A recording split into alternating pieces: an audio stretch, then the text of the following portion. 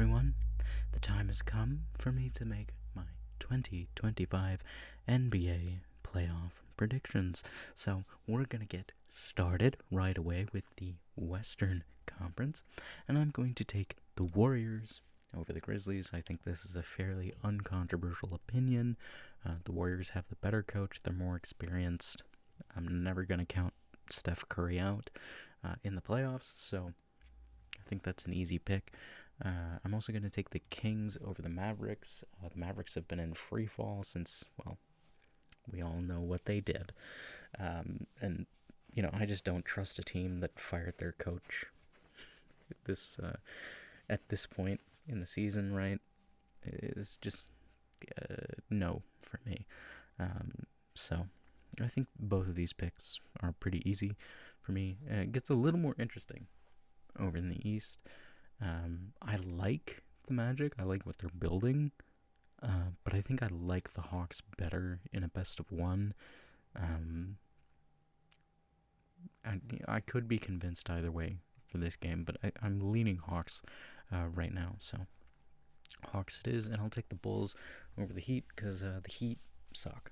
Ever since they traded Jimmy Butler, they've been a non-factor in the East. It's just the Eastern Conference is full of terrible teams. So that's the only reason they're here. But now they're eliminated. So everything is right with the world. Now, round 2 of the playoffs, I'm going to take the Kings over the Grizzlies. Again, I don't trust a team that fired their coach at this point in the season. I just can't do it. So, Kings, welcome to the playoffs. And in the East, I think the Magic will get their heads right after a first round loss to the Atlanta Hawks, and come back and make their postseason appearance. So now into the real meat and potatoes of the first round. I think there are a couple of things here that are just right out the gates that I'm just going to move on. Thunder in 4 over the Kings. I think the Kings could maybe sneak a game in there, but the Kings, I think, are kind of in more of a rebuild, so I don't have much faith in them there. And then the Cavaliers, I'm going to give the Magic a game, but I don't think this series will be particularly interesting or close. Again, I do like the Magic, right? There are a lot of players there. I like Paulo Banchero, Franz Wagner. There's a lot there that I think could be a good building blocks for more potential playoff runs and whatnot in the future. But right now, still got a ways to go. In the West, with the 4 and 5 seed, I think this series could go either way. But again, I'm leaning on that whole, firing your coach right before the season or right before the playoffs just doesn't seem like good practice to me. I understand, right? The Nuggets have Nikola Jokic, and I think personally he should win the MVP. I think he should have won it over Embiid all those years ago, and I'm kind of tired of the way that the NBA treats awards and the way that the media works. And honest to God, I could go on like a 2-hour-long rant of just everything I think is wrong about the NBA, and it all comes down to the media. But that is a conversation for a different day. So this series, I think we're going to go to 6 games. I'm going to go Nuggets, Clippers, Nuggets, Clippers. I'm going to give the win to the Clippers. Of course, a lot of this is banking on the Clippers staying healthy, but I do think they have a really good shot at beating the Nuggets. Again, the Nuggets have probably the best player in basketball right now, but how much do they have behind that, right? Like, Michael Porter Jr. is not the player that he once was. I think there are a lot more question marks there that I don't know that I particularly trust. So I'm going to give it to the Clippers. Over on the Eastern side of things with the 4 and 5, I'm going to be honest to you, ladies and gentlemen, my dear viewers. I did not watch the Pacers. Did not watch the Pacers this year at all. So I don't know a lot about the Pacers. Um, I don't want that to influence me too much um, over who I select here, but I'm just gonna pick this series based on vibes, and that's telling me Bucks, Pacers, Bucks, Pacers, Bucks, Pacers, no, Bucks, Pacers, Pacers. That's what I'm feeling. Could be wrong on that. This series, again, it's a 4-5. Probably could go either way, but my vibes, my instincts, my intuition, if you will, is just telling me the Pacers squeak that, right? They just squeak out a game at the end, and they make their way to the second round. We'll see if that holds up, right? Last year I had the 76ers making it all the way up to the Eastern Conference semifinals, or maybe even the Eastern Conference finals. I can't quite remember. I had the 76ers going so far, and dear God, that was a terrible take. So this, we're allowed mistakes here. Now, this series over here on my left, I think this series, if it goes to 7 games, which I think it will, I think Game 7 of this series could, honest to God, draw more viewers than the finals this year. I think this is going to be one of the biggest first-round playoff series we ever see. This has 3 of the NBA's biggest stars in the playoffs. Okay? 3 of the top 10 jersey sellers, Luka, LeBron, Ant. This could be an incredible series, and I think this could go one of 2 ways, right? It's either a Lakers sweep or a 7-game, just drama-filled, beautiful series. And I'm going to go with my heart, okay? And I'm going to say Lakers, Timberwolves, Timberwolves, Lakers, Timberwolves, Lakers. I think it's going to go to 7 games. I think it's going to be really exciting. But unfortunately, the Timberwolves just don't have enough shooting behind Anthony Edwards to close out the series. So, better luck next time, I suppose. The Timberwolves, they feel like they're in kind of this weird transitionary period where it's like part of the team is really old, part of the team's pretty young. They have nothing behind Rudy Gobert if they want to keep this defensive identity. They don't have a backup big. It's a weird team. I don't really know what their future holds, but they got to get a second shooter. Well, not a second shooter, but a second playmaker behind Ant. They don't really have that. They need a backup big. They need a lot, I think, to be serious contenders in the postseason. I think they can beat anyone in the NBA, kind of like another team on this on screen that we'll talk about in a bit. But I think they can also lose to anyone too. So we'll see how this series goes. I hope it's exciting. I really do. I think it could be incredible. But we'll see. The Pistons and the Knicks. This might be a controversial take, ladies and gentlemen. I might be doing something controversial. Fair warning. All right? Just want to put that out there. Beep, boop, beep, boop. Warning, warning. Pistons in 4.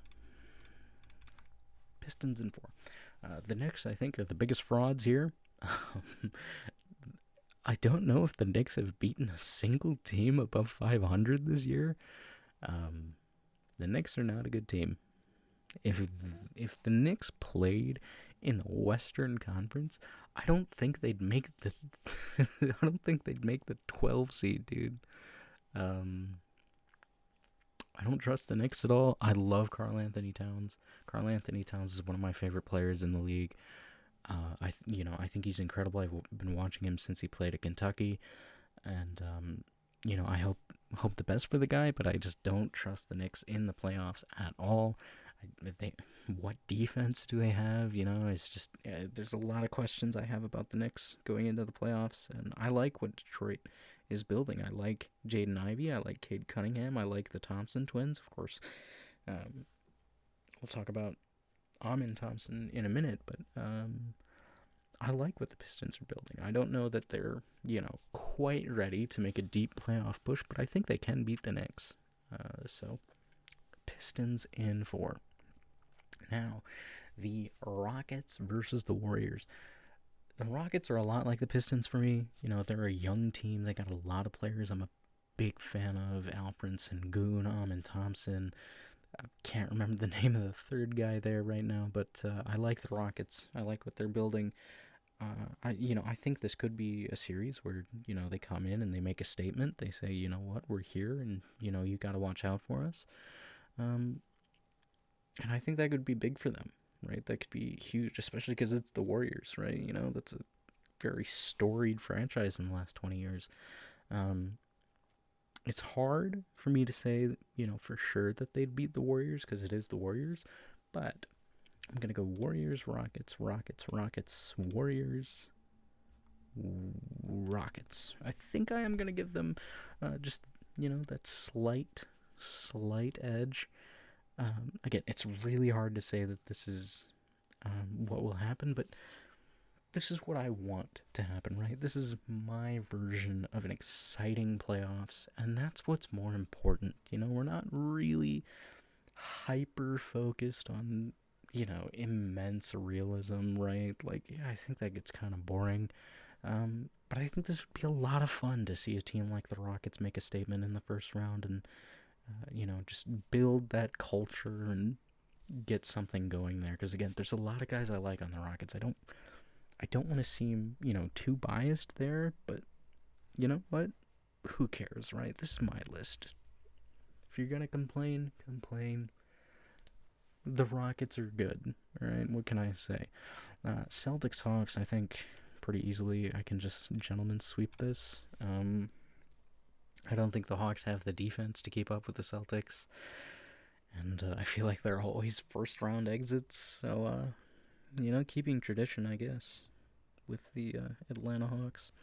Into round number 2. Got some exciting matchups up here. We have Clippers and Thunder. If the Clippers stay healthy, right, and I know that's a big if, I think they could do some serious damage to the Thunder. But as it stands, of course, this is so far into the future, we have to make a lot of assumptions. I think my instincts, my gut, my intuition, the things we should believe in this world, except, unlike our dear, beloved leaders, my instincts are telling me Thunder, Clippers, Thunder. We'll do Thunder in 6. In round 2, the Thunder are very good, right? Like, they're still super young, but they're so good. Of course, I don't think the team is very marketable right now, and of course that means a lot to the NBA for God knows what reason. I think it's literally just Shea that anyone even knows on this team. I genuinely don't think I've seen anyone talk about Chet Holmgren or Jalen Williams or, what is his name, Lou Dort. Yeah, Lou Dort, and then that other guy, Cason Wallace. Well, Cason Wallace, I think, is a role player. What is their... Chet Holmgren, Isaiah Hartstein, whatever his name is. Yeah, there are a lot of good players on the Thunder, so this is a good win for them. And then I apologize to any Indiana Pacers fans that may or may not exist. I feel very confident that no matter who is here in round 2, if it's against the Cavaliers, they're done. They're getting swept. There's nothing to be said about it. Of course, the Cavaliers are another team that, is like, there's still a lot of really young guys on that team that haven't quite, elevated and gotten up and replaced some of the stars on that team, but it's a surprisingly young team when you actually go and look at it, especially because they traded Karis LeVert to... I don't even remember where Karis LeVert ended up. I think he might be on the Hawks. But yeah, Cavaliers are a surprisingly young team. But anyway, I might be making another controversial pick. And we're going to go Rockets, Lakers, Rockets. Rockets. We're going to take the Rockets in 6. Now, again, could be very biased here, but again, this is about what I think would be a very entertaining playoffs. And I can assure you, with my whole heart, with everything that I am as a man, with every belief I have ever held as all 24 years of my life have transpired, if the Los Angeles Lakers win the 2025 NBA Finals, it will mean the immediate and cataclysmic death of the NBA as we know it. Because God forbid I have to sit and listen to another media pundit and their insistent need to have a GOAT debate. Again, I could make a 2-hour-long video about my just immense hatred for the way that the NBA handles its media. And one of the biggest issues is its obsession with legacy. The NBA is so stuck in the past that it cannot appreciate the present.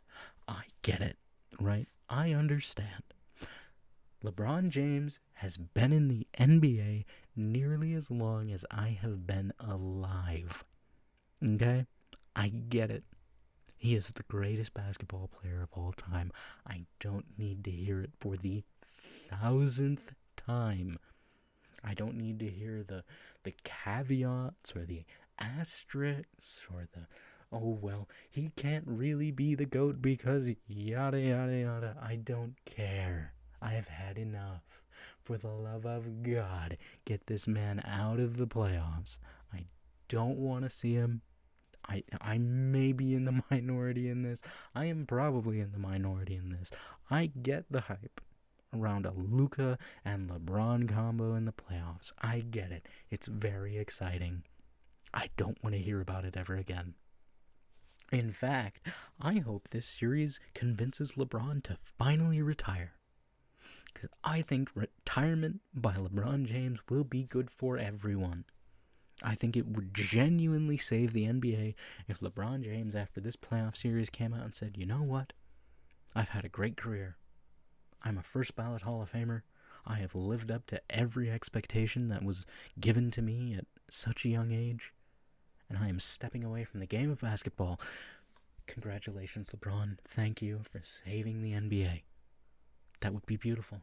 That would be incredible. I would love that outcome. It's unlikely. I think we're going to have to suffer through Stephen A. Smith and Kenny Perkins and God knows who else constantly feeling the need to just debate the validity of LeBron James's greatness for God knows what reason now. Until the end of time. You know, in fact, I think I am in my own personal hell because the NBA media just does not stop talking about LeBron. They are constantly bringing down the rest of the league with him, you know? But, you know, I don't want to get into my rant about my hatred of what the NBA does. I am trying to steer away from that, so it is important now that we must, for the sake of my sanity, for the sake of this video, we must move on. We're going to pretend that we don't even see what's on our left side. I'm closing my left eye. I'm turning to the right. And I am going to now discuss the Pistons versus the Celtics. And again, as much as I like the Pistons, I think this is just, you know, it's like the Eastern Conference is just so much less interesting than the Western Conference. Again, I like the Pistons. I like Asar Thompson. I like Cade Cunningham. I like Jaden Ivey. They still got a long ways to go to be serious contenders in the playoffs. So that is round 2. And look how beautiful things are now. There's no Lakers. There's no LeBron James. There's no need to talk about legacy. This is almost exclusively young guys. And I think that's beautiful. I think this would be a nightmare scenario for Adam Silver. And that brings me so much joy.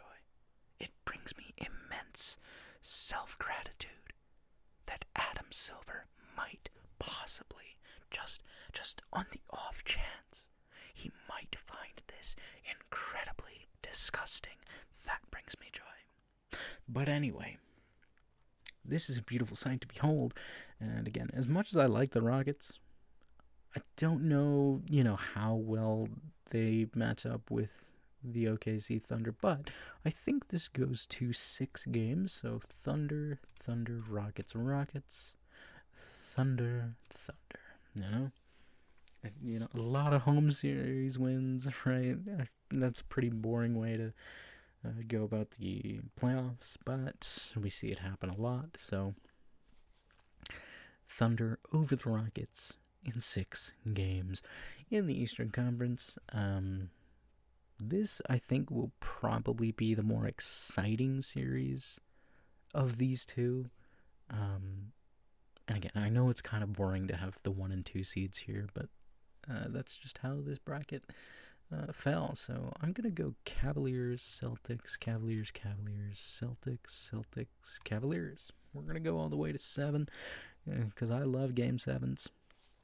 But, I would love to see the Cavs make another finals. There are, again, a lot of guys there to root for, a lot of players there that you can like. Donovan Mitchell, Darius Garland. I can't think of the name of their big. All of a sudden, it's not Pascal Siakam.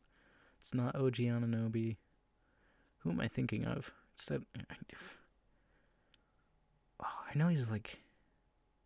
I can picture him in my head. I can't think of his name, but either way, I would love to see the Cavaliers make another finals. And speaking of the finals, here we are at last. I think this could be fun. I think this could be very fun. It's kind of a passing of the torch, right? A lot of players that we don't really see the NBA talk about. A potential MVP candidate in Shai Gilgeous-Alexander on one side, Donovan Mitchell on the other side. This could be a very fun series. And I don't think it goes to 7, unfortunately. I think it's probably Cavs, Thunder. God, it's really hard for me. I think Cavs, Thunder. I think Thunder in 6 games. Maybe I'm completely off on that. Maybe we have a nightmare scenario where it's Lakers versus the Celtics. Oh God, it makes me sick just to think that. But I'm gonna trust my gut.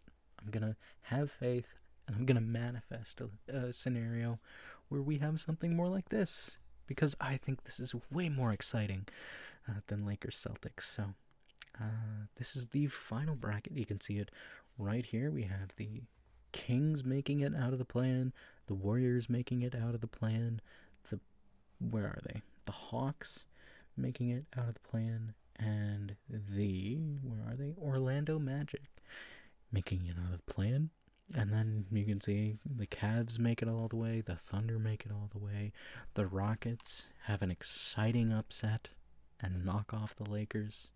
It's a beautiful bracket. I like this bracket. This is a bracket that I can find peace in, and I hope that you can enjoy it as well. As always, I thank you very much for watching. I hope to speak with you all again soon, and goodbye for now.